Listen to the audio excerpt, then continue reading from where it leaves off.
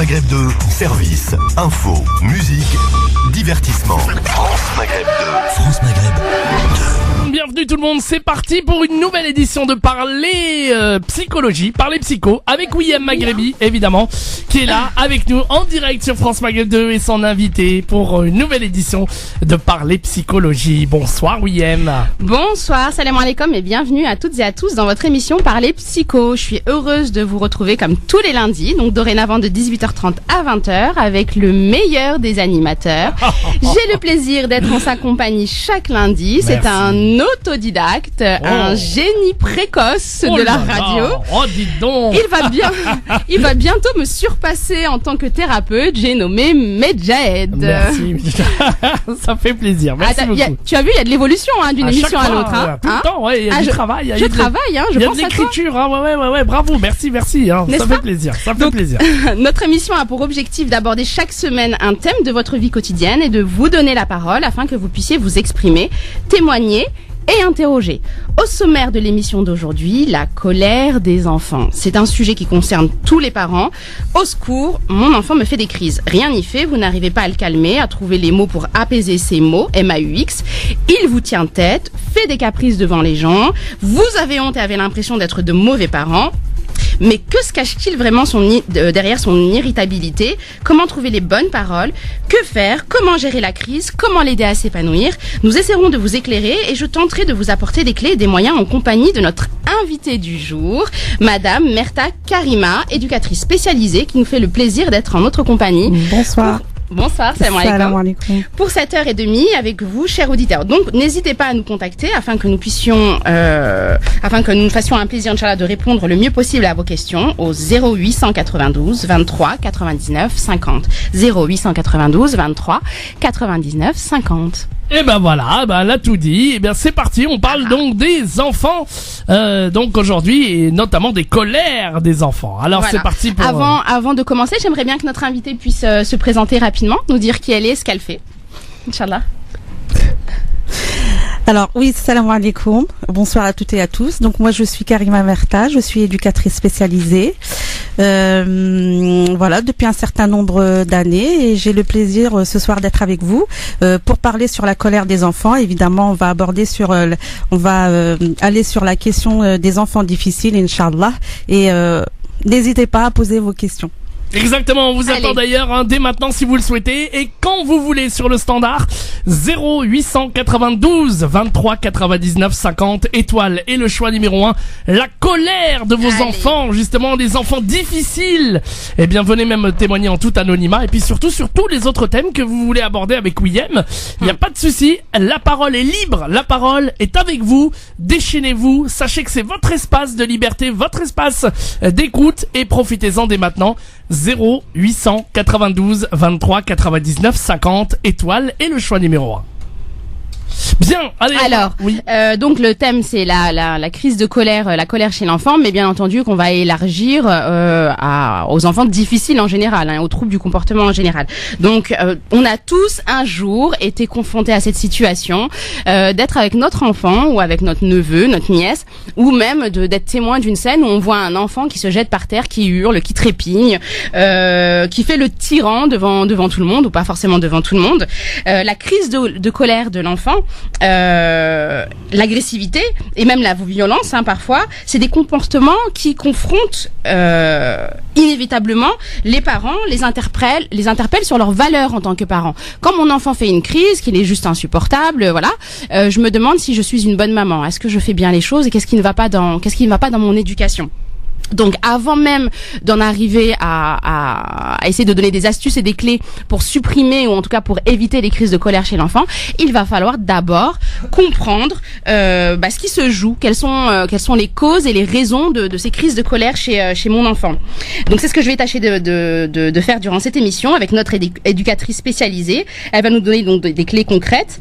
Donc tous les parents savent très vite à l'arrivée d'un enfant qu'il va d'abord exprimer, donc à la naissance d'un enfant, il va d'abord exprimer son mécontentement par des pleurs, des cris, des crises entre guillemets, qui semblent parfois inconsolables. On a tous fait cette expérience-là en tant que parents, quand on a un nouveau-né, de ne pas savoir comment réagir face à ces différentes attitudes.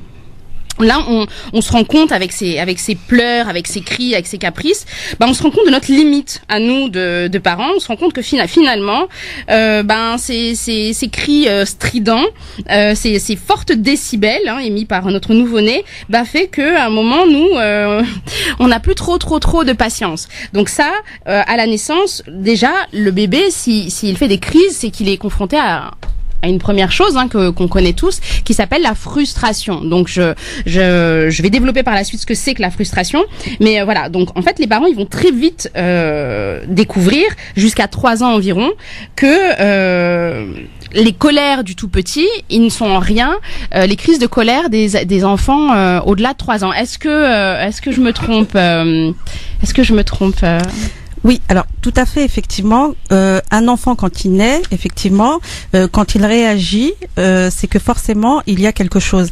Alors juste pour compléter la question de la naissance, alors subhanallah, dès la naissance, effectivement, on a les bons mangeurs, on a les bons dormeurs, on a les affectueux.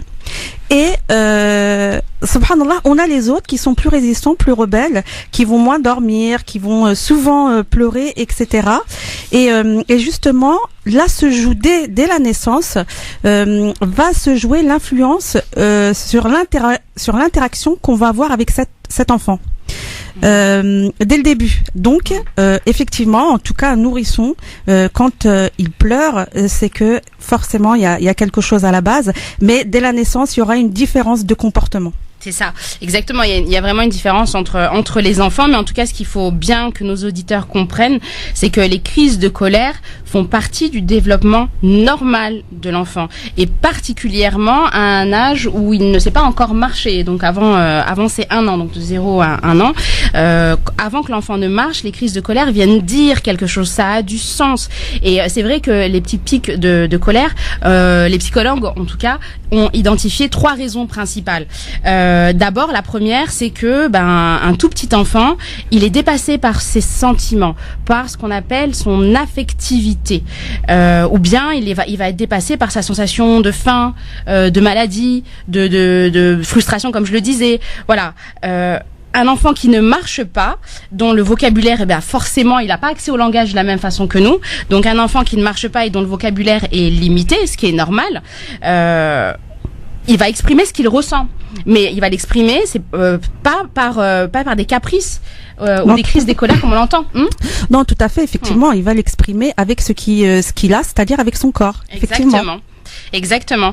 Et puis on peut retrouver aussi des moments de colère à un âge quand il est encore dans ce qu'on appelle le ending, quand il est encore en train il trottine, il apprend à se tenir, etc. Enfin, avant qu'il accède encore à la marche, il pourra avoir des crises de colère parce que il aura aussi, et ça, là, j'ai besoin de votre avis, Karima, c'est que il va apprendre par expérience que la crise de colère, elle va être récompensée. C'est-à-dire que si je fais une crise de colère et que maman derrière, pour X raisons, ça on y viendra, pour X raisons, elle cède à mon désir, à ma demande, je vais comprendre et je vais intégrer, je vais m'imprégner l'idée que quand je fais cette crise, j'obtiens ce que je veux.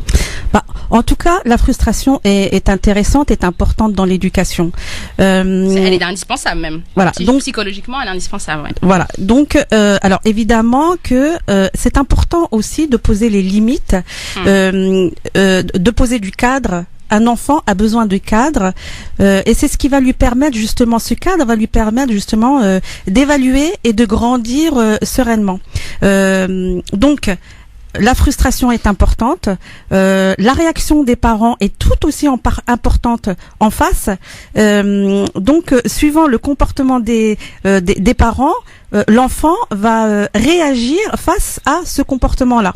Alors, dites-vous bien que l'histoire, quand même, c'est sur du long terme. On n'est pas dans quelque chose de ponctuel, c'est-à-dire, je pose un acte, j'aurai une réponse immédiate. Non, si je pose un acte face à un enfant, qui effectivement va faire une colère, c'est quelque chose qui va se travailler dans le temps. Le résultat ne va pas être immédiat. C'est pour ça que souvent j'invite les parents à ne pas se décourager et à continuer leurs efforts et à poser le cadre qui est absolument nécessaire. Et bon, on va le poser le cadre en tout cas, et puis on attend aussi les témoignages des auditeurs dès maintenant au standard 0892 23 99 50 si vous voulez des conseils de Karima et de Wiem. Évidemment, on parle des enfants difficiles, des enfants qui ne vous écoutent pas, enfin des enfants qui font la crise, des colères, des grosses colères, et que vous n'arrivez pas à maîtriser. Vous voulez témoigner, vous avez peut-être des nièces ou des neveux, parce que c'est pas obligé que ce soit aussi également que votre fils ou votre fille. Bref, en tout cas un sujet très intéressant. Puis tout ce que vous voulez parler à Wiem Maghrebi, psychologue musulmane en direct à la radio. Un numéro de téléphone pour nous joindre, que vous soyez d'ailleurs à Paris ou en région parisienne, mais aussi en province, à Clermont, Dijon, Reims, Amiens, Le Havre, Orléans, du côté de Metz, du côté de Marseille. Un numéro de téléphone pour vous, les amis, 0892 23 99 50. Vous faites la touche étoile, le choix numéro 1 pour arriver directement au standard.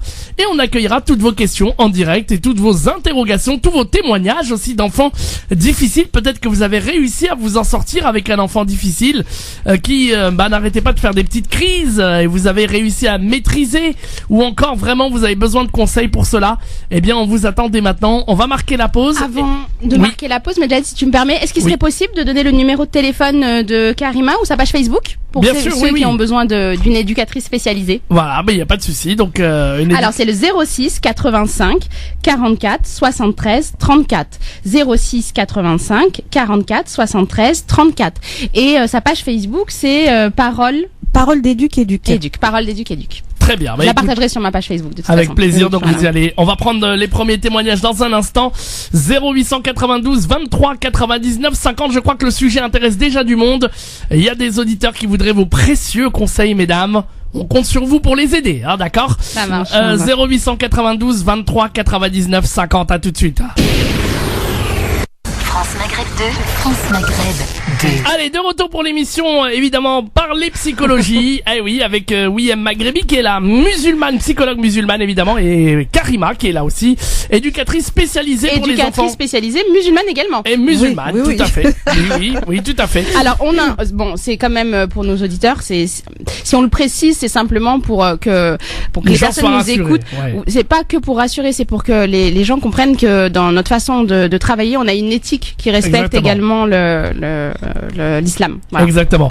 Je vous rappelle que on parle de vos enfants difficiles. Alors, Ekia qui était à l'antenne avec moi, bon, si vous voulez nous rappeler, il y a pas de souci, on vous prendra en priorité évidemment. Donc vous avez des enfants difficiles, des enfants qui font des crises de nerfs sans arrêt, que vous n'arrivez pas à maîtriser. Vous voulez témoigner, vous avez réussi à les maîtriser aussi, pourquoi pas nous en parler aussi. Alors, en tout cas, c'est un problème au quotidien ou d'autres problèmes que vous vivez au quotidien aussi avec vos enfants, ou alors vraiment envie de parler à Wiem, eh bien vous nous appelez 0892 23 99 50 étoile et le choix numéro 1. Sachez que vous êtes vraiment prioritaire au standard, donc il suffit de passer un petit coup de fil et on vous prend directement au standard. 0892 23 99 50, que vous soyez d'ailleurs à Paris ou en région parisienne, mais aussi tous nos auditeurs de province. Je sais qu'il y en a plein qui nous écoutent à Marseille, à Clermont, Dijon, Reims, Amiens, Le Havre, Orléans, du côté de Metz, du côté de Marseille. Eh bien, sachez que vos témoignages nous sont vraiment, vraiment utiles. Et puis, ça nous permet vraiment de pouvoir vous aider. On est là pour vous et vous êtes prioritaire. 0892 23 99 50. Et d'ailleurs, je salue toutes les femmes, toutes les sœurs du Havre que je vais avoir le plaisir de rencontrer la conférence le 6 janvier, oui, pour un atelier sur l'estime de soi. Donc j'ai hâte. Je vous salue. Et ben voilà les Havrais, ben voilà. Ben, si vous avez besoin d'appeler les Havrais, vous avez besoin de conseils aussi, vous avez des enfants qui ne vous écoutent plus, des enfants qui hurlent.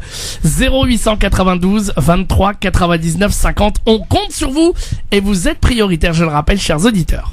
Alors simplement, moi je voulais vraiment rassurer les parents en leur disant que faire des colères, c'est pas le propre d'un enfant qui serait mal élevé ou perturbé. Peut-être que j'aurai le temps d'expliquer les accès de colère dans les troubles psychiatriques entre guillemets de l'enfant, mais bon là nous on va essayer plutôt de parler des enfants lambda, c'est-à-dire de ceux qui vont plutôt bien. Dans ce cas-là, vraiment la crise de colère ne veut pas dire qu'il est perturbé, ça veut pas dire non plus qu'il est mal élevé.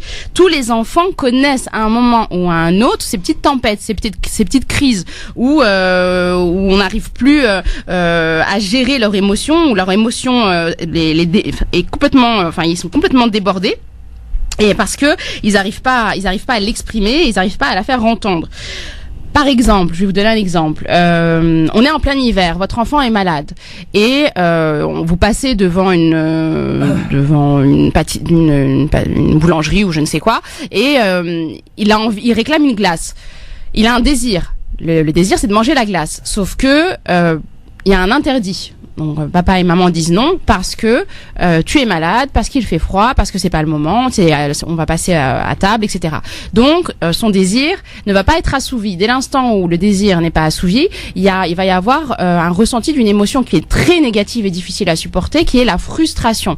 Donc comme le disait Karima, la frustration, elle est indispensable dans le développement psychologique de l'enfant parce que c'est avec ça qu'il va s'individualiser, il va acquérir l'autonomie et il va se construire psychiquement. C'est vraiment important de pouvoir, et là je laisserai Karima développer, c'est important de savoir mettre un cadre et des limites pour que l'enfant se confronte aux règles et qu'il fasse l'expérience de la frustration. Et donc, quand on le frustre parce qu'il ne peut pas obtenir sa glace, il va avoir des réactions différentes.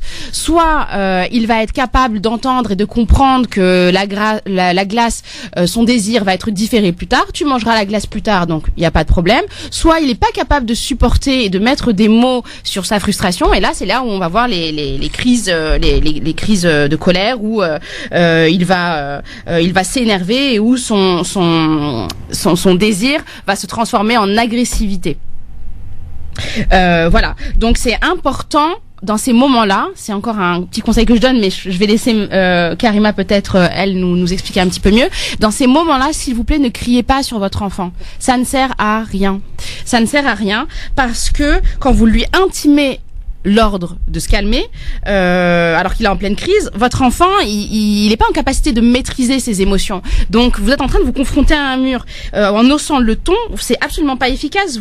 Si vous criez, si vous lui donnez une fessée, en fait, vous allez avoir l'impression que vous le calmez, mais en réalité, tout ce que vous n'aurez réussi à faire, c'est qu'à le figer, à le tétaniser et à refouler cette émotion et à se dire par la suite, c'est pas bien d'exprimer ses émotions. La colère est une émotion, donc c'est pas bien d'exprimer ses émotions. Je refoule et je vais exprimer mon émotion par la suite par des passages à l'acte. D'accord. Donc effectivement. Moi, je voudrais qu'on va déborder un petit peu parce que en fait, la colère, elle peut être effectivement ponctuelle chez un enfant, rien de grave, rien d'alarmant. Bon, voilà, ça arrive. On met un stop et on reprend les choses et la journée continue. Maintenant, où moi souvent on m'interpelle dans le cadre de mon travail, c'est particulièrement par rapport aux enfants difficiles, c'est-à-dire Justement, voilà, la question c'est quoi exactement un enfant difficile, parce que c'est un terme qui moi je trouve péjoratif et on va essayer de le définir ensemble. Alors, un enfant difficile, est-ce que c'est un enfant qui est sans cesse en mouvement, qui a la bougeotte, est-ce que c'est un enfant qui est impulsif, est-ce que c'est un enfant qui a de l'inattention, qui répond, qui n'obéit pas, est-ce que c'est un enfant qui est mal éduqué? Ouais, c'est quoi un enfant difficile? Voilà. Donc en psychologie, il n'y a pas d'enfant difficile. Il y a que des enfants en souffrance. Voilà. Et ça rejoint un petit peu où je voulais en venir justement. Effectivement, pour moi, un enfant entre guillemets, du coup, je vais utiliser les guillemets, enfant difficile. Je dirais que c'est un enfant qui est expressif et qui a beaucoup d'énergie. Alors ce qui est compliqué pour les parents, c'est que ce comportement les interpelle en permanence. C'est un comportement qui est intense et visible. Alors, évidemment, ça déstabilise les parents. Et du coup, souvent, on a le retour, c'est un enfant difficile. Or non, c'est un enfant qui demande beaucoup d'énergie. Est-ce que ça vient pas signifier l'échec des parents?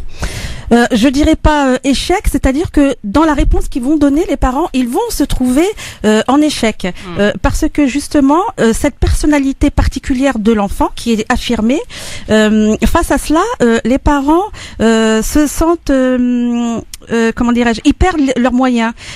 En général, ils essayent beaucoup de choses. Ils vont essayer la punition, ils vont essayer les cris, ils vont essayer les récompenses, ils vont essayer le chantage affectif. Ils vont passer par un certain nombre d'essais pour essayer de se faire obéir, pour essayer en tout cas de calmer l'enfant. Sauf que ça ne marche pas. Et du coup, au fur et à mesure, le cadre éducatif va s'effilocher et va se déstructurer. Car lui, l'enfant, il sent la fragilité du parent parce qu'il essaye, mais il n'y a pas de réponse en face. Donc l'enfant, le parent, j'ai envie de dire, il est déstabilisé et c'est vécu comme un échec chez les parents parce que c'est compliqué et en plus pas de bol, c'est assez mal vu malheureusement quand un enfant ne répond pas aux critères, que ce soit au niveau scolarité, que ce soit dans les sorties, etc. On a souvent le regard des autres qui se pose, qui est très négatif, et bien souvent on a aussi la remarque de l'institutrice qui vient rajouter un plus sur la question de cet enfant. Donc souvent moi j'ai envie de dire, je dis aux parents, s'il vous plaît, ne soyez pas vous aussi contre votre enfant, parce que ça fait beaucoup pour ses petites épaules. Il y a tout le monde qui va se mettre contre lui, il y a aussi souvent la famille, il y a souvent aussi les grands-parents, enfin bref, quand c'est un enfant difficile, tout le monde s'acharne sur cet enfant. Et c'est là où justement le parent va se sentir en difficulté. J'ai envie de dire qu'il faut aux parents aussi, c'est important qu'ils puissent observer leur enfant, de façon à proposer des interventions qui soient plus adaptées à cet enfant-là. Parce que votre enfant, ne l'oubliez pas, il est unique. Donc, chaque enfant demande une réponse unique. On ne peut pas être dans la généralisation. C'est très bien. Alors, évidemment, quand on a un enfant sage, il est beaucoup plus facile de lui donner de l'amour, de l'encourager, de lui donner de l'attention, et ça nous renvoie à un sentiment d'être un bon parent. Or, quand on a un enfant entre guillemets difficile, on a du mal à le complimenter. Il nous a énervé toute la journée. On a du mal à le complimenter. On va avoir du mal à l'écouter. Et souvent. D'ailleurs, je vous coupe juste rapidement. Ce dont vous êtes en train de parler, c'est ce qu'on appelle, ce que les psychologues ou je crois que les éducateurs aussi appellent la méthode de rétroaction positive, à savoir, à chaque fois que mon enfant va faire quelque chose de bien, qu'il va manifester un comportement qui est approprié, je vais attirer son attention sur ça en lui faisant un compliment. Tout à fait, on le valorise. Ou en l'encourageant, bravo, t'as bien travaillé. Même sur une petite chose. Même sur une petite chose, en lui faisant des gestes d'affection, un petit bisou, en lui offrant des privilèges, ou en lui en faisant des cadeaux, parce que comme ça, il va par la suite essayer de remplacer son comportement irrationnel, son comportement inadéquat par un comportement positif. Exactement. Je vous ai coupé. Voilà. Mais... en tout cas, on attend aussi des témoignages des auditeurs s'ils veulent parler de leur enfant. Si vous avez des enfants vous aussi qui sont difficiles et que vous voulez des conseils justement précisément par rapport à votre enfant, qu'est-ce que vous avez tenté comme médiation, qu'est-ce qui n'a pas abouti, ou qu'est-ce que vous voulez, au secours, mon enfant crie, mon enfant hurle, vous avez besoin de conseils, vous avez besoin d'idées, et vous avez aussi des nièces, des neveux, bref, tous les enfants que vous connaissez et qui subissent des difficultés ainsi, bien vous pouvez nous appeler, il n'y a pas de souci. Je rappelle le numéro de téléphone, évidemment, où vous serez prioritaire, chers auditeurs. 0892 23 99 50. Vous faites la touche étoile, le choix numéro 1, et je vous promets, chers auditeurs, que vous serez prioritaire, direction le standard. Évidemment, et à tout moment pour vous aider. On est là pour parler avec vous. Profitez-en, exprimez-vous. C'est le moment où on peut dévoiler son cœur, on peut tout dire à l'antenne, on peut vraiment s'exprimer. Et je rappelle aussi, tiens, que s'il y a des parents ou des gens qui veulent nous appeler, mais de manière absolument anonyme, c'est-à-dire qu'on donne pas le prénom, on donne pas la ville, c'est tout à fait possible aussi, parce qu'on comprendra aussi. Et vous êtes prioritaire aussi au standard, pas de souci. 0892 23 99 50 étoile et le choix numéro 1. Surtout que c'est une bonne occasion pour les parents de pouvoir faire ce que nous en psychologue on appelle, ou psychiatre, le diagnostic différentiel, c'est-à-dire de pouvoir comprendre est-ce que l'attitude de mon enfant est de l'ordre du pathologique. Voilà. Et dans ce cas-là, si c'est de l'ordre du pathologique, on va essayer de les orienter pour comprendre de quel trouble il s'agit. Et si c'est de l'ordre du normal, de la normalité, apporter des conseils concrets sur comment réagir de façon ponctuelle. Voilà, ça c'est génial. Donc profitez-en, puis sur tout autre sujet. Allez, on va commencer tout de suite. On va prendre un premier appel. Un auditeur ou une auditrice. Allô, bonjour. Oui, salam alaikum. Alaikum salam. Bienvenue à vous. Alors, merci beaucoup. Mais en fait, j'avais des questions à poser par rapport à l'éducation des enfants qui seront, entre guillemets, comme le dit la spécialiste, difficiles. Ah bah vous êtes. Alors est-ce que vous voulez donner est-ce que vous voulez donner votre identité ou alors vous préférez rester anonyme, madame? Oui, non, ça restera anonyme. Il n'y a pas d'utilité. Alors on vous écoute, madame. Allez-y. Alors moi, c'est une question que j'ai parce que donc j'ai essayé différentes méthodes. J'ai déjà même participé à des conférences sur l'éducation des parents. J'ai bouquiné, donc j'ai l'éducation des parents en œuvre ce que je lis et ce que j'entends. Mais ça ne marche pas à tous les coups. Oui. Donc j'ai 4 enfants et j'en ai un qui est plus coriace. Voilà. Et du coup, c'est vrai que j'essaye toujours les privilèges, la communication, l'explication. J'essaie aussi un petit peu de trouver son point sensible pour pouvoir jouer dessus. Mais ça marche pas à tous les coups. Et à la fin, malheureusement, parfois, ça termine par des fessées. Et j'aimerais bien ne pas arriver à ce cas-là et trouver une solution, parce que je trouve qu'à la fin, lui, il est triste. Et bien moi sûr. Aussi, je suis triste de ce côté d'arriver au point de devoir mettre des fessées et de pas trouver d'autres outils qui pourraient en fait m'aider à gérer ça. Si je peux me permettre, avant que Karima réponde à votre question, moi ce que je voudrais simplement vous dire, c'est s'il vous plaît, ne vous culpabilisez pas. Vous êtes en train de faire ce que vous pouvez, vous faites au mieux, vous faites ce que vous pouvez avec ce que vous avez. Il n'y a pas de mode d'emploi à la naissance. Quand on met un enfant au monde, il ne vient pas au monde avec le mode d'emploi. Comment je dois faire, qu'est-ce qui est bien, qu'est-ce qui est pas bien. N'oubliez pas que alors vous n'avez pas dit votre prénom, donc je ne peux pas savoir si vous êtes issu ou pas de l'immigration, mais je sais pas pour stigmatiser, c'est simplement pour dire que nos parents nous ont éduqués avec un certain système, et nous on a grandi dans un contexte social qui n'a pas forcément, ou qui ne valorise pas forcément ce système éducatif dans lequel nous avons grandi. Donc vous avez à gérer deux choses. On subit aussi des pressions. Et bien sûr, et on subit aussi des pressions. Quand on ne suit pas ce modèle et qu'on veut être un peu différente, tout de suite on passe pour la faible. Exactement. On passe pour une personne qui n'arrive pas à maîtriser ses enfants. Et c'est vrai qu'après, tout à l'heure quand tu as parlé, donc la spécialiste, désolée, j'ai pas retenu son prénom. C'est Karima. Et Karima, donc excusez-moi, non, donc, pas de mal. Karima. Et c'est vrai que on sent la pression aussi familiale qui nous dit d'en faire plus parce que notre enfant est trop turbulent, trop bruyant. Bien sûr. Et c'est vrai que c'est difficile parce qu'on se dit est-ce qu'on est sur on veut être quand même plus souple et pour laisser l'enfant quand même même si parfois il n'est pas dans les normes entre guillemets. Il n'y a pas de normes. Mais c'est vrai que c'est difficile. On a la pression de familiale, de l'extérieur aussi, et c'est vrai que c'est difficile. Déjà, il n'y a pas de normes. Un enfant, il est en évolution constante. Il est jamais figé dans sa construction et dans son développement. Maintenant, je vais vous laisser la parole, Karima. Mais simplement, ce que je voulais dire, c'est on n'élève pas tous nos enfants de la même façon. Notre premier enfant nous fait accéder au statut de mère. Donc au niveau identitaire, on change, nous-mêmes nous changeons dans notre ce qu'on appelle le remaniement psychique.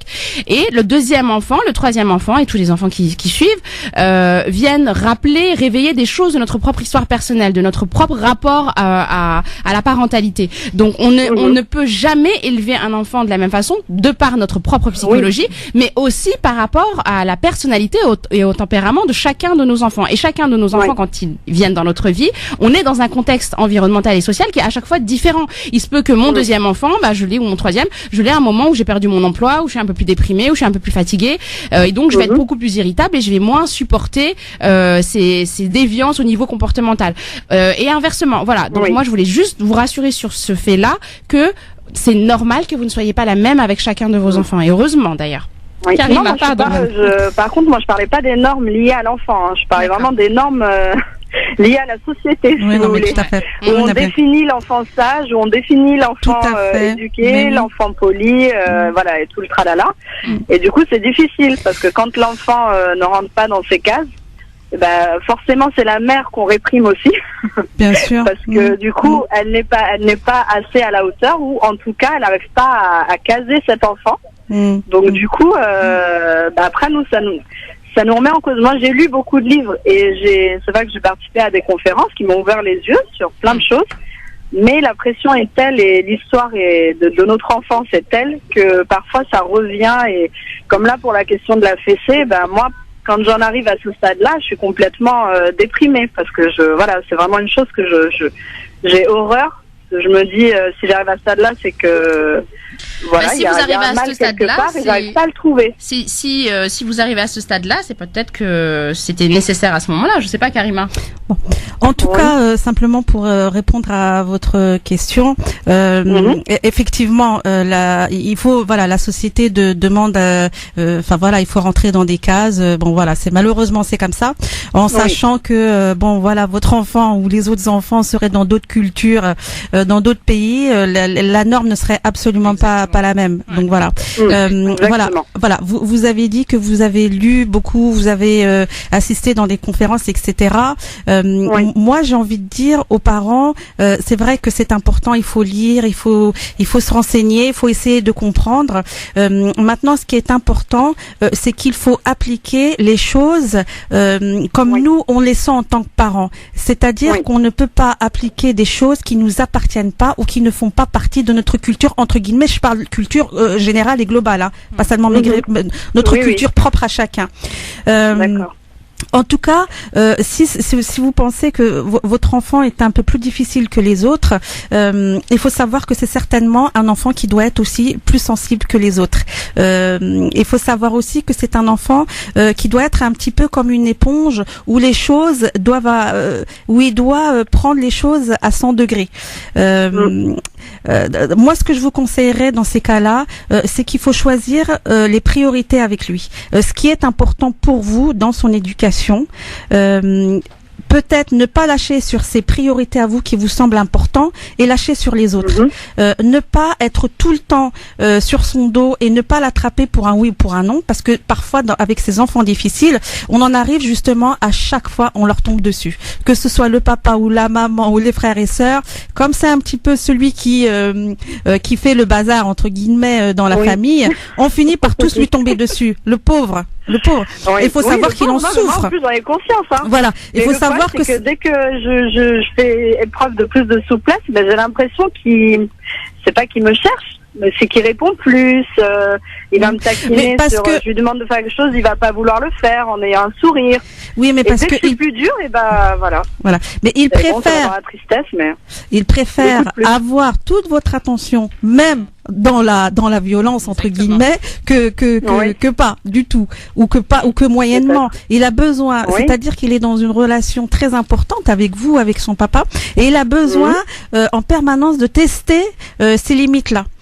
Donc comme je vous le disais auparavant, ne lui tombez pas à chaque fois dessus. De temps en temps, je pense que c'est important de lâcher prise avec ces enfants-là et qu'il faut se tenir surtout aux choses qui nous parents nous semblent importantes pour lui. Par exemple, si sa chambre est en bazar et qu'il court dans tous les sens, parfois il faut savoir lâcher, mais peut-être être plus sévère sur certains points qui vous, dans votre seuil de tolérance, c'est quelque chose d'important. En tout cas, ça va pas être le même seuil de tolérance que moi, par exemple. Vous comprenez? Voilà, il faut toujours, il faut toujours que ça vous corresponde et que ça vous parle. Ça, c'est génial. Ah ouais, c'est une bonne idée, ça. Ouais. Vous voyez, voilà. L'histoire, c'est que on ne peut pas appliquer des choses qui nous parlent pas, et même si on essaye de le faire, c'est voué à l'échec. Et puis peut-être aussi faire en sorte que la punition, elle soit proportionnelle à la gravité de la bêtise, entre guillemets. C'est-à-dire ça aussi, j'ai beaucoup de difficultés sur définir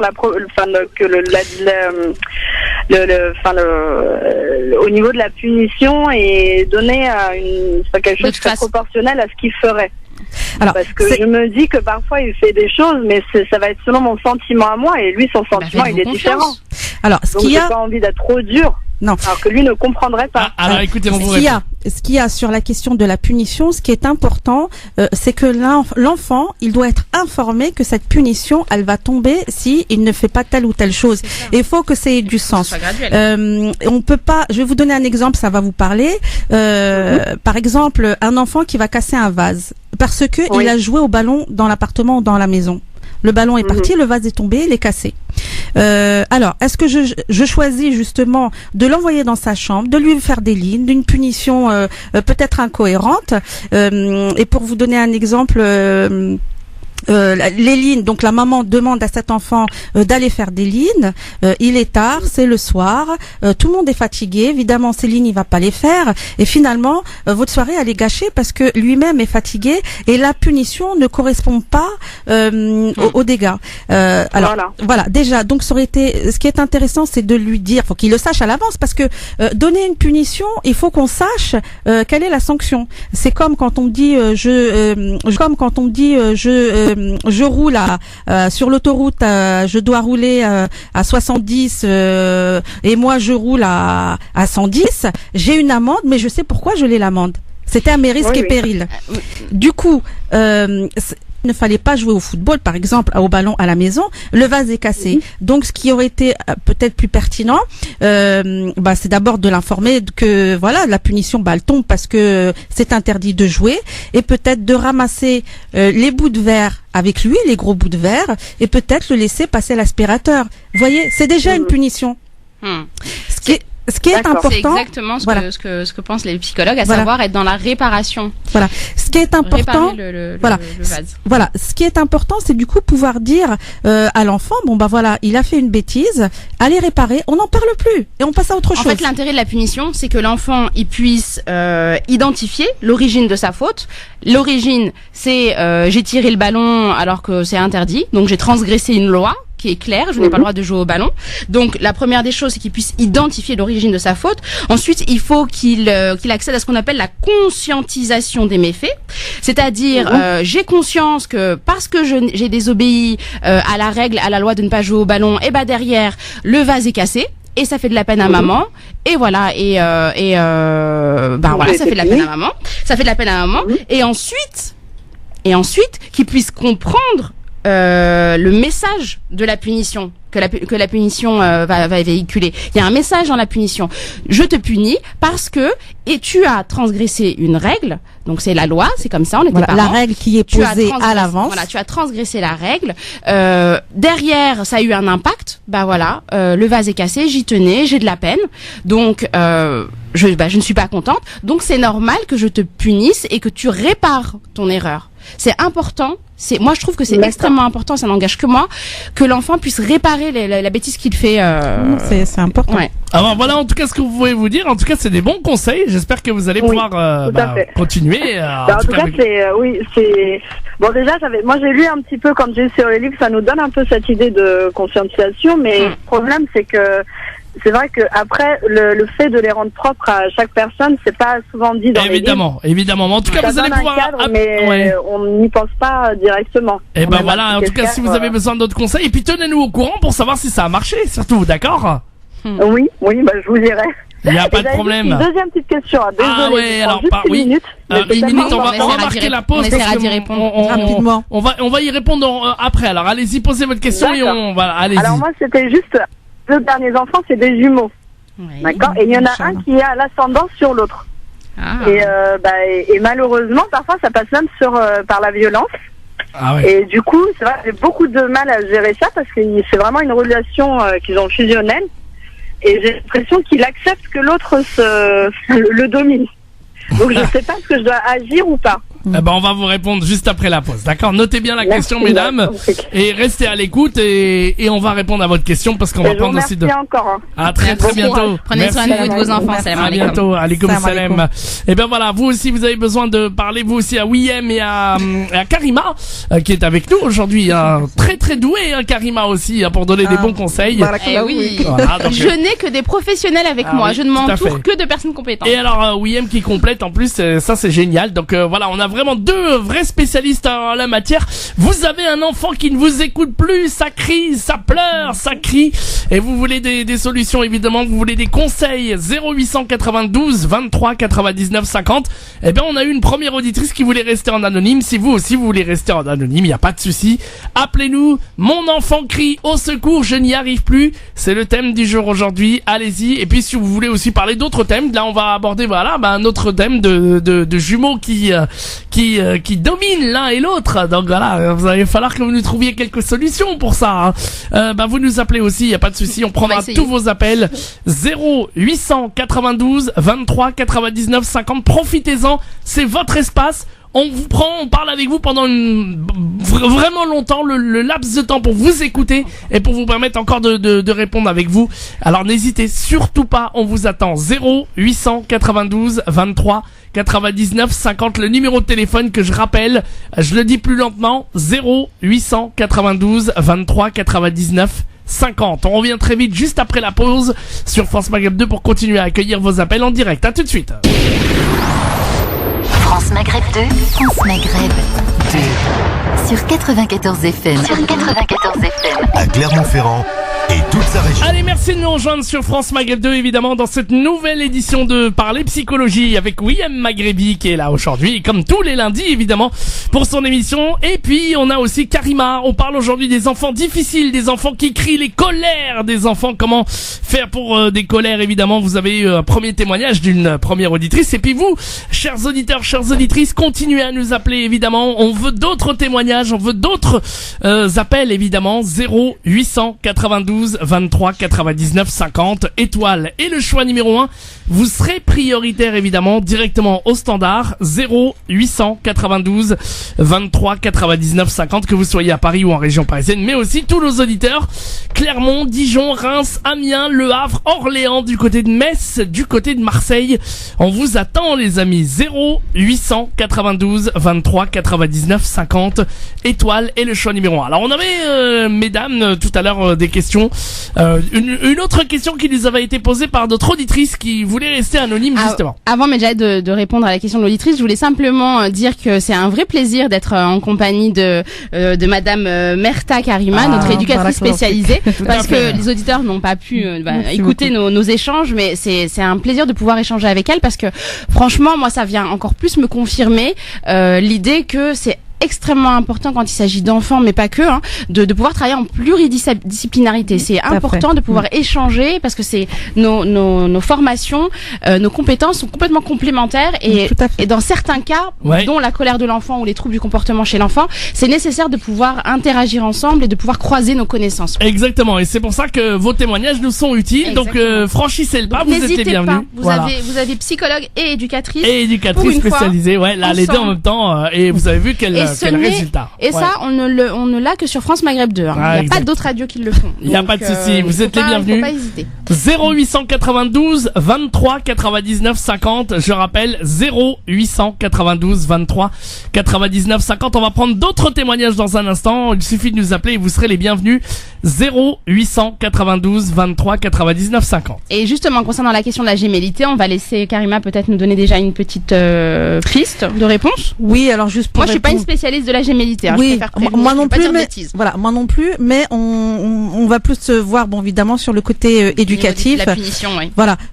Effectivement, s'il y a un jumeau qui a peut-être qui a peut-être plus de personnalité que l'autre, voilà, c'est comme ça. C'est-à-dire qu'il est plus dans l'affirmation de soi. Alors voilà. Maintenant, on ne peut pas là où ça va peut-être poser question et où ça va peut-être déranger si effectivement il y a de la violence en permanence et s'il y a de la maltraitance. Si il y a de la maltraitance d'un enfant sur l'autre. Là, je pense que c'est une question sur laquelle il faut peut-être te consulter ou voir un professionnel. Avant de parler juste d'agressivité. Oui. Voilà, juste maintenant pour terminer, l'auditrice posait la question de savoir s'il fallait intervenir ou pas quand il y avait des disputes de fratrie. Moi, j'ai envie de dire, les fratries, quand elles se disputent, on les laisse se disputer et on les laisse régler le problème entre eux. C'est ainsi qu'ils vont apprendre à gérer aussi leurs conflits et les conflits. Alors évidemment, tout est question de mesure et de justesse. S'il est question de violence, de maltraitance, comme je le disais auparavant, forcément, évidemment, le parent le parent intervient. Maintenant, si c'est des conflits comme nous connaissons tous dans nos foyers au quotidien, il faut laisser les enfants gérer ces conflits-là. Oui, c'est vrai que c'est mieux d'essayer d'intervenir le moins possible dans les cas de conflits entre les enfants, parce que c'est vraiment dans ces conflits-là que le jeu JE de l'enfant va se construire, et c'est là où les caractères se forgent, où les personnalités se développent et où ils vont ça va se renforcer à travers les différents sentiments qui naissent dans le conflit. Maintenant, moi je voudrais juste introduire une petite notion par rapport à la gémellité. On parlait de ça hors antenne. Je me demande si il n'y a pas aussi peut-être une notion de jalousie. Ça, la maman qui a posé la question, faudrait qu'elle puisse s'interroger si c'est de la jalousie entre parce on peut être jaloux entre jumeaux, ils sont pas forcément que fusionnels. Ah non, ils sont pas forcément fusionnels. Peut-être qu'il faut aussi se dire que la jalousie, c'est vraiment une étape qui est normale et qui est structurale pour l'enfant. C'est une étape par laquelle l'enfant doit passer. On a tous vécu ça. C'est vraiment une expression normale de la personnalité de l'enfant. Donc voilà, peut-être ne pas trop dramatiser. Et puis surtout ne pas aggraver la jalousie. C'est-à-dire, et ça c'est vous Karima qui le direz mieux, c'est que vraiment je pense qu'il faut pas aggraver la jalousie par des pratiques éducatives qui seraient inappropriées, comme le fait de montrer ses préférences pour l'un ou pour l'autre, ou souligner les différences, etc. Oui, tout à fait. On peut nos enfants, on les aime, on peut les aimer d'une façon différente en fonction de leur personnalité. Cet amour, mais qu'on le veuille ou non, de toute façon, voilà, cet amour, en tout cas, il doit être présent et on doit le montrer à ses enfants. Voilà, on peut aimer nos enfants d'une façon différente. Oui, exactement. Voilà, il nous reste en tout cas une petite demi-heure pour attendre d'autres témoignages d'auditeurs au 0800 92 23 99 50, étoile et le choix numéro 1. Alors simplement pour rebondir ce que nous disait très pertinemment Karima, il faut vraiment différencier la colère de l'agressivité. Alors la colère, donc je le répète pour nos auditeurs qui viennent d'arriver, la colère c'est une émotion qui est primaire, comme le serait la joie, le chagrin, la peur, le dégoût ou la surprise. Voilà, ça fait partie des émotions primaires. Donc c'est une réaction affective, spontanée et naturel, qui va se traduire sur un plan que nous on dit, sur un plan qu'on appelle neurovégétatif, c'est-à-dire que ça va s'exprimer au niveau corporel par exemple des rougeurs de visage, le battement du cœur qui s'accélère, des cris ou on verra ce qu'on appelle les spasmes du sanglot. Voilà, se mettre en colère, c'est extrêmement important parce que quand je me mets en colère, ça m'évite de refouler mes émotions, ça m'évite de refouler des sentiments négatifs et ça m'évite de les retourner contre moi-même. Quand un enfant n'exprime pas sa colère, c'est ce qu'on disait hors antenne, c'est aussi négatif parce que ça peut s'exprimer par de l'auto-agressivité. C'est dans les cas, on va trouver des enfants qui vont se taper la tête contre le mur, qui vont s'automutiler, qui vont se mordre eux-mêmes, voilà. Donc il faut pouvoir accueillir aussi la colère de l'enfant quand c'est nécessaire. Quand ça se répète, quand ça devient récurrent, là il faut quand même se poser la question de peut-être que ça devient problématique. Il faut pas que ça soit trop récurrent. C'est-à-dire que si mon enfant se met en colère tout le temps, facilement, tous les jours, là on est peut-être sur un plan psychopathologique. Voilà. Donc il faut pouvoir rapidement peut-être consulter soit un médecin généraliste, soit un psychologue. Ou en tout cas voilà, il faut pas non plus banaliser, se dire c'est rien ces crises de colère. Mais dans la normalité, la colère, quand elle n'est pas bien gérée, elle peut causer l'agressivité. Et donc l'agressivité, elle se caractérise par l'acte d'attaquer, de frapper. Donc ça va être un acte violent. Ça va être une façon de dire par le corps, par le passage à l'acte, de dire ce que la parole n'a pas pu dire. Donc en fait l'agressivité, ça va être l'expression pas très bonne, inadéquate, de la colère. L'agressivité, on sait que elle est néfaste dans le sens où elle va nuire au climat de la maison. Mon fils tape son frère, c'est pas possible. Voilà.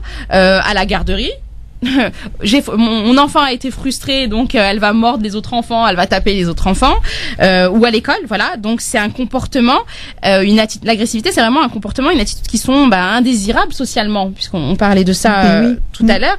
Même si en réalité, si on regarde sur le plan économique et sur le plan psychique, ça reste une bonne réaction. C'est une réaction, même si elle n'est pas adaptée au niveau social, ça reste l'expression de mon émotion, pas comme il l'aurait fallu, mais elle reste l'expression d'une émotion. Donc en fait, l'agressivité, elle est pas mauvaise en soi. Mais voilà, il faut pouvoir entendre que l'agressivité, c'est l'expression d'une frustration qui a été externalisée.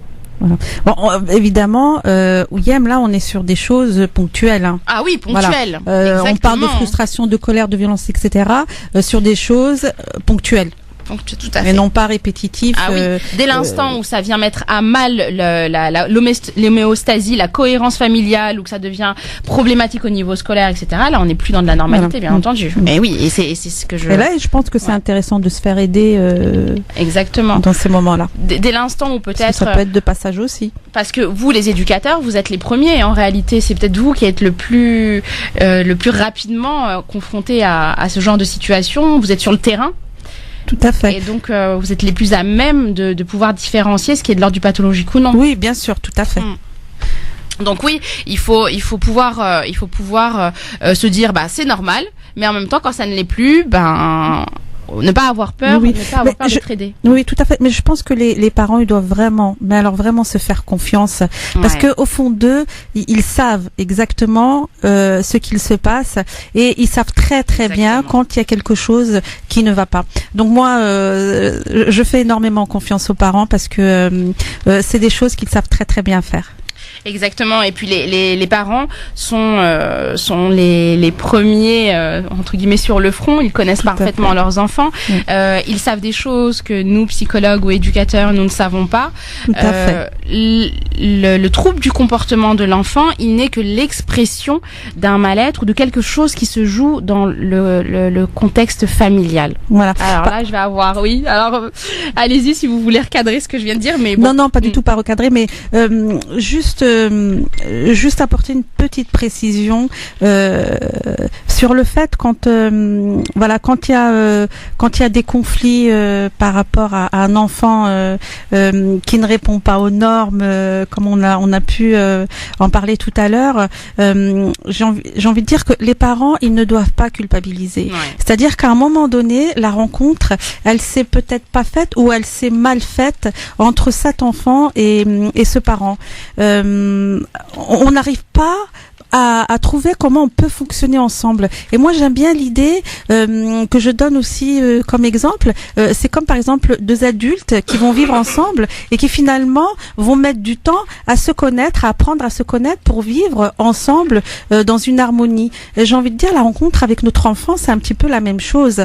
Il faut du temps parfois chez certains parents pour apprendre à connaître cet enfant, pour le découvrir et pour répondre à ses besoins d'une façon un peu plus apaisée et plus tranquille. Parce qu'en fait, ce qui fait mal, c'est quand on nous-mêmes en tant que parents, on est fatigué, on est stressé, on est en colère, on vit un divorce, on vit une situation difficile, on est en échec, on n'a pas de travail, on n'a pas d'argent, etc. Tous ces soucis-là viennent aussi parfois pourrir la relation qu'on peut avoir avec un enfant qui est peut-être particulier, un enfant qui demande plus d'attention. Et il se trouve qu'à ce moment-là, les choses, elles vont pas se faire comme on voudrait qu'elles se fassent. Donc voilà.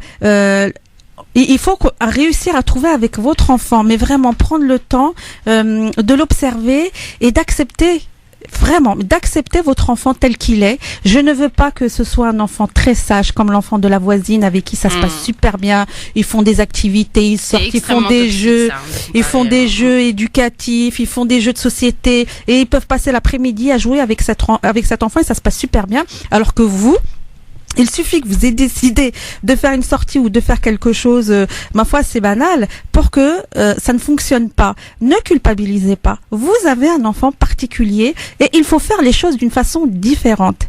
Les choses, elles ne sont pas linéaires. Il faut parfois revoir sa façon d'être en tant que parent. Exactement. En vous écoutant parler, c'est vrai que moi, ce qui me revenait à l'esprit, c'était la théorie d'Henri Vallon, donc qui est très connu. C'est un psychologue pour enfants, qui a expliqué que c'est vraiment à travers les relations avec l'autre, donc l'autre avec un grand A, c'est les parents, les frères, les sœurs, la famille éloignée, les cousins, etc., que va se construire la personnalité de l'individu. C'est parce que il est en contact avec nous, parce que l'enfant, l'être humain, c'est un être sociable, il peut pas vivre seul. L'être humain, il a besoin de l'autre pour se développer, pour devenir celui qu'il est. Enfin voilà. Donc l'enfant, il va construire son identité. À partir des relations précoces qu'il aura eues avec les différents membres de sa famille. En psychologie, pour comprendre un enfant, nous, on a un principe de base qui est ce qu'on appelle, vous devez connaître, Karima, qui est la théorie de l'attachement. Tout à fait. Qui est que un enfant a besoin, pour connaître un développement social et émotionnel normal, de développer une relation d'attachement avec au moins une personne qui prend soin de lui de façon cohérente et continue dans le temps. Et donc c'est cet attachement-là qui va déterminer beaucoup ses réactions avec les autres dans sa vie future. Si mon enfant a des réactions de colère, etc., inadaptées, qu'il a un trouble du comportement, il va falloir pouvoir s'interroger et travailler autour de cette théorie de l'attachement. Et donc on va chercher à voir est-ce que mon enfant il présente ce qu'on appelle un attachement sécure, c'est-à-dire un attachement cohérent et continu. C'est extrêmement important parce que plus mon enfant aura un attachement sécure, plus il arrivera dans des situations conflictuelles, de frustration, etc., à gérer son agressivité, à gérer ses émotions négatives, et voilà, et ne pas avoir de comportement inadapté. Et alors comment on fait pour donner un attachement sécure à son enfant? Eh ben, un exemple concret pour vraiment illustrer ça pour nos auditeurs. Pour que mon enfant ait un attachement sécure, j'essaye d'être cohérent, et ça, je pense que Karima, vous serez d'accord avec moi. On essaye d'être cohérent dans la présence. On essaye de ne pas trop s'absenter. On essaie d'être régulier, d'apporter un cadre qui soit stable. Et puis surtout, et ça, moi, j'insiste à chaque fois là-dessus, s'il vous plaît, essayez d'être à l'écoute de votre enfant. Embrassez-le, prenez-le dans les bras, parlez-lui, offrez-lui des contacts physiques, soyez attentif et attentive à ses émotions et verbalisez à sa place ses émotions. S'il n'est pas capable, parce qu'il est trop jeune, de les verbaliser, faites-le à sa place. D'autant plus, excuse-moi William, d'autant plus quand ce sont des enfants qui ont une personnalité particulière. Justement, dans ce que tu disais tout à l'heure, par rapport au cadre, je pense que c'est aussi important que l'enfant, pour qu'il ait cet comme tu disais tout à l'heure, attachement sécure, qu'on peut dire aussi, faut qu'il se sente en sécurité au sein de sa famille. Il faut qu'il se sente rassuré. C'est aussi les consignes. Les consignes qu'on donne aux enfants, faut qu'elles soient simples et constante. C'est pas aujourd'hui on fait une demande, le lendemain on refait une autre demande. Il faut que ce soit des choses très simples et pas noyées dans d'autres propos, comme par exemple le matin on prépare nos enfants et la maman qui va dire à son enfant allez dépêche-toi, je dois aller au travail, j'ai une réunion, c'est super important, etc. Va mettre tes chaussures. Enfin voilà, tout ça c'est beaucoup. On dit beaucoup de choses à cet enfant alors que c'est carrément inutile. C'est simplement mets tes chaussures. Voilà, les choses, faut qu'elles soient simples. Et c'est justement ce qui va sécuriser l'enfant par des consignes qui ne sont pas troublées par d'autres propos. Ce qui veut dire, et là vous pointez une chose qui est extrêmement importante, ce qui veut dire, je dois moi aussi en tant que parent apprendre à gérer ma propre colère, apprendre à gérer ma propre frustration. Nous devons être des modèles pour nos enfants. Si je ne suis pas capable de me contenir lorsque je suis frustrée, quand mon enfant ne fait pas ce que je lui demande, si je me mets à hurler, si je me mets à l'insulter, etc., ne vous attendez pas après que votre enfant fasse différemment de vous. Vous êtes les enfants fonctionnent par imitation. On va y revenir dans un instant si vous voulez bien, mesdames. La dernière pause de cette soirée, justement, dans cette émission très intéressante. On parle des enfants en colère. Vous avez des enfants qui sont colériques, des enfants qui ne vous écoutent plus, des enfants qui ne vous écoutent plus et que vous voulez des solutions. Eh bien, vous pouvez nous appeler. D'autres témoignages comme cette auditrice qui nous a appelé tout à l'heure. Eh bien, vous êtes les bienvenus. 0892 23 99 50. Vous faites la touche étoile, le choix numéro 1. On va prendre les derniers témoignages évidemment, donc vous êtes les bienvenus. Priorité à vous, chers auditeurs. Vous avez besoin de conseils. Vous avez donc Wiem Maghrebi qui est là. Et puis on a aussi Karima Merta. C'est ça, je ne me trompe pas. Donc, Karima Merta, est-ce qu'on peut redonner son numéro de téléphone? Karima Merta également, oui, qu'on peut donner le numéro. Donc c'est une éducatrice spécialisée, oui, qui est joignable au 06 85 44 73 34, 06 85 44 73 34 et qui propose des groupes de parole autour de la parentalité. Donc ne pas hésiter à la contacter sur sa page Facebook, oui, Parole d'Éduc. De toute façon, sur ma page Facebook Maghrebi Wiem, psychologue musulmane, vous trouverez toutes les informations. Exactement. Donc voilà, donc Merta Karima. Merta Karima, donc, qui est avec nous aujourd'hui, donc, qui parle et qui nous donne de très précieux conseils. On a entendu d'ailleurs, hein, donc n'hésitez pas vraiment, hein, vous avez envie de, vous dites, j'ose pas et tout ça, vous pouvez aussi parler en anonyme. Mais comme ça. Ils savent bien qu'avec nous, ils peuvent oser, ils ont l'habitude. On les met à l'aise, y a pas de souci. On est en famille. 0892 23 99 50, étoile et le choix numéro 1 pour arriver directement ici au standard. Vous parlez à Wiem, vous parlez aussi à Karima Merta, qui est avec nous. Wiem Maghrebi, Karima Merta, c'est bien entendu l'émission Parler Psychologie. Et puis si vous voulez parler d'un autre sujet qui vous tient à cœur, vous avez besoin de parler, vous avez besoin de vous exprimer, vous avez besoin d'une issue pour vous aider justement, eh bien Wiem Maghrebi est également là pour vous aider, il n'y a pas de souci. Donc n'hésitez pas, c'est la consultation instantanée en direct sur France Maghreb 2, Parler Psychologie avec vous, chers auditeurs, c'est vous qui faites cette émission surtout. Et donc n'hésitez pas, on vous attend dès maintenant. 0892 23 99 50 si vous voulez témoigner sur votre enfant qui ne vous écoute plus, des enfants qui crient, des enfants qui hurlent au secours. Eh bien n'hésitez pas, on vous attend. 0892 23 99 50. Dernière partie de l'émission Parler Psycho avec vous de l'autre côté de la radio dans une seconde. Parler psychologie évidemment avec Wiem Maghrebi, psychologue musulmane avec nous, et puis Karima Merta qui est avec vous, spécialisée aussi dans le domaine des enfants évidemment. Et puis pour vous, je vous rappelle le thème de ce jour, évidemment, mon enfant fait des crises, des colères, et vous avez besoin de témoignages. Vous voulez témoigner sur ce thème, eh bien n'hésitez pas. 0892 23 99 50. Vous faites la touche étoile, le choix numéro 1 pour arriver directement ici au standard, et on prendra tous vos témoignages. On a eu un premier témoignage tout à l'heure, et puis vous êtes les bienvenus si vous avez des enfants difficiles, et puis si vous voulez carrément parler à Wiem sur tous les autres thèmes, eh bien vous êtes les bienvenus. Et puis je vous rappelle évidemment que Wiem Maghrebi, psychologue musulmane, a un numéro de téléphone si vous souhaitez rentrer en contact avec elle. Vous êtes les bienvenus. Je vous donne son numéro de téléphone, c'est le 06 25 17 65 36, hein, si je me trompe pas. 06 25 17 65 36. Si vous avez besoin d'elle, elle peut vous aider. Donc elle reçoit les couples et les enfants et les femmes. Donc n'hésitez pas, en tout cas si vous avez vraiment un souci. 06 25 17 65 36. Et bien entendu à l'antenne c'est maintenant 0892 23 99 50. On est reparti avec le thème du jour, les filles. Oui, donc on était en train de presque conclure, oui, parce qu'on va donner maintenant des conseils. Ouais. Mais simplement pour revenir sur la question de l'attachement, c'est important que l'enfant puisse avoir des parents qui calment son stress et ses inquiétudes. L'enfant a vraiment besoin que que l'adulte mette des mots sur son ressenti. Sauf que malheureusement, on vit très souvent dans des contextes. Aujourd'hui, les enfants vivent des contextes familiaux un peu problématiques entre les familles, entre les parents qui divorcent, les familles recomposées, etc., etc. La vie, très souvent, elle est fluctuée, elle est source de stress pour l'enfant, qui va pas forcément toujours savoir mettre des mots sur ses ressentis, et donc c'est vraiment aux parents de pouvoir calmer cette angoisse qui va pouvoir le submerger, cette angoisse d'insécurité ou d'abandon quand l'attachement sécure n'a pas pu se faire correctement. On va passer peut-être, parce qu'il ne nous reste pas beaucoup de temps, aux conseils. Oui, alors Karima, quels conseils vous pourriez nous donner?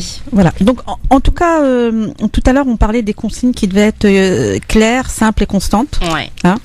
Ce qui est aussi important, c'est le cadre, c'est de poser un cadre. Un enfant a besoin de cadre, et ce cadre, il doit être structuré. Comme vous le savez, il y a des enfants qui sont un peu plus angoissés que d'autres. Pour certains enfants, il faut leur dire ce qui va se passer le lendemain, ce qu'on a organisé, le lever, l'heure. Donc ça permet d'éviter les crises. Ce qui permet d'éviter les crises. D'autres enfants sont un peu moins angoissés. Ils n'ont pas besoin qu'on leur décrit toutes ces choses. Et certains enfants, il faut même leur dire à la dernière minute certaines choses, comme par exemple une sortie exceptionnelle. Vaut mieux attendre la dernière minute plutôt que de lui dire 2 semaines à l'avance, parce que là c'est mortel. Petite parenthèse, ce dont vous êtes en train de parler, c'est des enfants qui ont justement un attachement sécure et qui ne présentent pas une angoisse d'insécurité ou d'abandon, justement. Voilà, donc ça c'est pour les enfants, on va dire, on peut dire classiques. Voilà, qui vont bien. Qui vont plutôt bien. En tout cas, c'est important. Voilà, le cadre pour un enfant qui ne va pas bien ou qui va bien, le cadre est de toute façon quelque chose de très important. Le cadre passe aussi, par exemple, pour le coucher, le soir, par exemple, ritualiser le coucher avec un bisou, une histoire. Après, c'est en fonction de vos enfants. Vous les connaissez, vous savez ce qui est important et vous savez ce qui peut les rassurer aussi.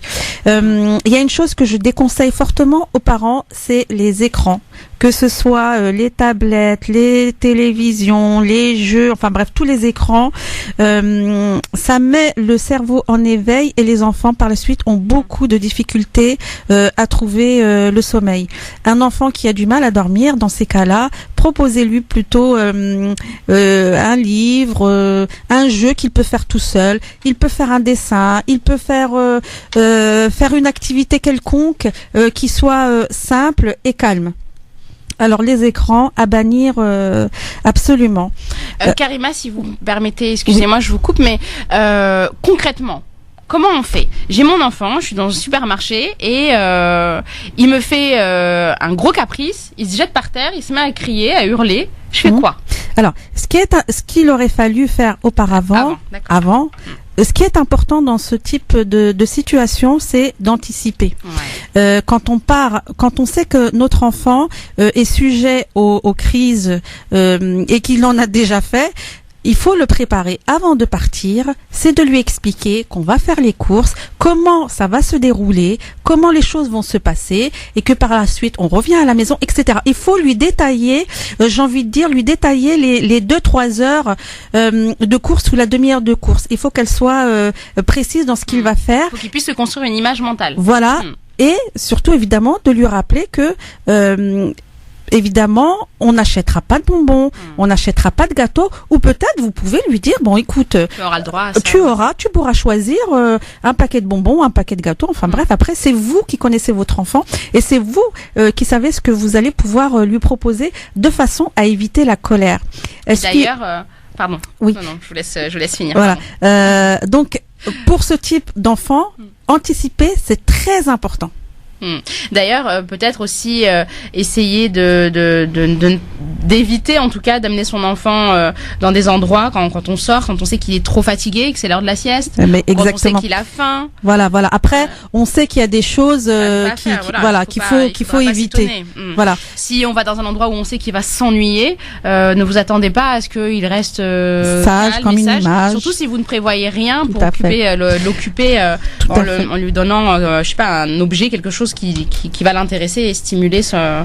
Voilà. Je pense, en tout cas, il y a des choses qu'on peut tout à fait éviter, car c'est aussi une question de bon sens, tout simplement. Ouais. Donc, il y a des choses vraiment qu'il faut éviter pour pas mettre l'enfant dans une situation où lui-même va être en difficulté, et ça va aussi vous-même vous mettre en difficulté. Donc, Et si on est en difficulté alors effectivement, donc si on n'a pas pu anticiper parce que pour X raisons, et que notre enfant fait sa colère au supermarché et que tout le monde vous regarde, ça c'est génial. C'est difficile, ça renvoie à l'image de la mauvaise mère. Voilà, alors là c'est terrible. Là franchement c'est terrible parce que ça renvoie beaucoup de violence aux autres, parce que souvent c'est des mamans en plus où le papa il est complètement déstabilisé et il va faire tout ce qu'il ne faut pas faire, à le soulever dans tous les sens, à lui mettre la fessée, et parfois je vois même des parents qui partent et qui laissent l'enfant en se disant il va se calmer ou il va nous suivre, etc. Il faut absolument donc, à ce moment-là, Karima, il faut vraiment, ça j'insiste nos auditeurs, que dans ces moments-là, si ça vous arrive, s'il vous plaît, alors on a recours à la pensée positive. Il faut absolument vous dire, ok, il y a plein de gens autour de moi, alors, mais il y a autant de personnes qui vont trouver que je suis nulle, mais il y a autant de personnes qui vont trouver que je suis une bonne maman. Donc je m'en fiche. Voilà. Alors, ce qu'il y a dans ce moment-là, reprenez confiance en vous, et tous les regards que vous avez autour de vous, la plupart, ce sont des parents ou qui ont été parents, ou qui ont déjà, en tout cas, déjà vécu cette situation. Ouais. Alors, vous reprenez confiance en vous, vous prenez votre enfant dans vos bras, vous le rassurez. Exactement. Vous le serrez, vous le serrez dans vos bras, et vous lui parlez tout doucement, vous le rassurez avec des paroles douces, sans hurler. Mais c'est lui qui crie. Oui, il va crier, bien sûr. Et qui s'agite dans tous les sens. Justement, faut le contenir. On va le contenir. Le fait de le prendre dans ses bras, de le serrer, de le rassurer, on va contenir cette colère, on va le rassurer.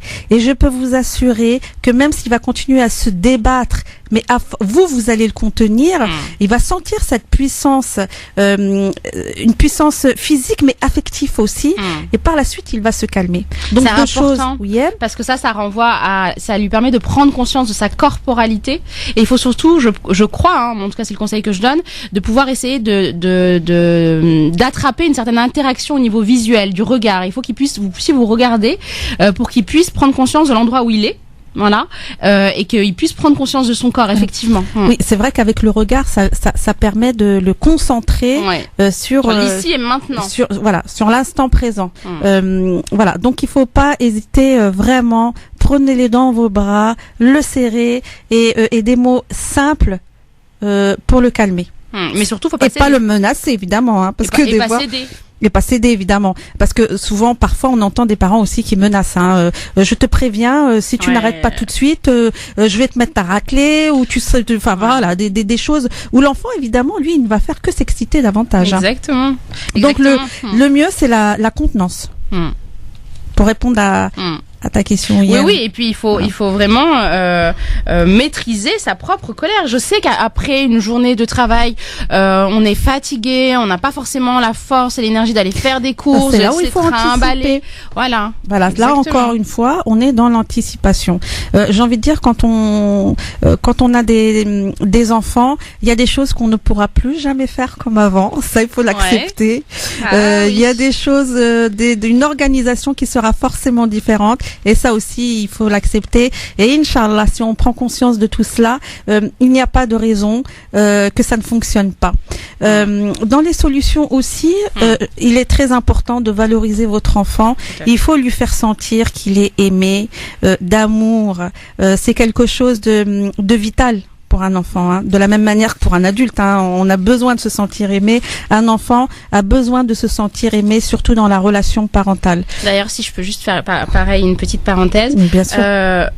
notre prophète, alayhi salatu wassalam, nous a dit, celui qui n'est pas miséricordieux envers nos enfants et qui ne reconnaît pas le droit de nos vieillards n'est pas des nôtres. La miséricorde vis-à-vis de nos enfants, c'est une obligation. On est dans l'obligation, en tout cas religieuse, de faire preuve de compassion et d'amour à l'égard de nos enfants. Parce que l'amour qu'on a pour nos enfants, c'est un droit que ces enfants ont sur nous en tant que parents. Voilà. Et si cet enfant n'a pas la rahma de ses parents, de qui il va l'avoir? C'est très important. Et c'est pour ça que le valoriser, comme on disait au début, même sur des petites choses, même si ça vous semble mais vraiment d'une banalité, non, il faut le valoriser. Il faut essayer de passer des moments sympas. On peut pas passer toute notre vie à crier et à imposer des règles. Il y a un moment donné, effectivement, le cadre, les règles, c'est important. À un moment donné, il faut savoir aussi lâcher prise et essayer de passer des bons moments. Et après tout, c'est pas grave si la maison elle est un petit peu chamboulée. Les enfants sont en vacances. On profite de leur présence, on profite de se faire des câlins, de prendre son temps, de faire les choses, j'ai envie de dire, mais tout simplement, un enfant a besoin de choses simples. On ne parle pas des sorties exceptionnelles, je ne sais où. Non, je vous assure, la simplicité, le partage, des partages simples et dans l'amour, c'est ce qui va aider votre enfant à évoluer d'une façon positif. À sentir qu'il est aimé et qu'il est important. On va conclure cette émission, il nous reste une petite minute. Simplement aussi, ce que je voudrais rajouter, c'est surtout, on avait fait une émission sur le burn-out parental. Tout à fait.